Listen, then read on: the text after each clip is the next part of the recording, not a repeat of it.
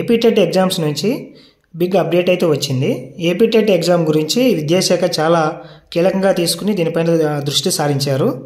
అయితే అప్లికేషన్ ప్రక్రియ అనేది ఇప్పటికే అయిపోయింది కాబట్టి ఇప్పుడు ఎగ్జామ్ పైన ఫోకస్ పెట్టారు. ఎగ్జాము అక్టోబర్ 3న స్టార్ట్ అయ్యి అక్టోబర్ 20వ తారీఖు వరకు జరుగుతాయి. అయితే ఈ ఎగ్జామ్స్ మొత్తము 18 రోజుల పాటు జరుగుతాయి.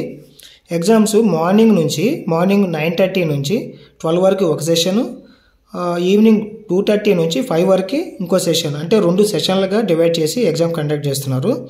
అయితే హాల్ టికెట్స్ అయితే ఈ నెల 22 నుంచి మనకి వెబ్సైట్లో డౌన్లోడ్ చేసుకోవచ్చు. ఏ వెబ్సైట్లో డౌన్లోడ్ చేసుకోవాలనేది ఇక్కడ క్లియర్గా ఇచ్చాము, మీరు డౌన్లోడ్ చేసుకోండి.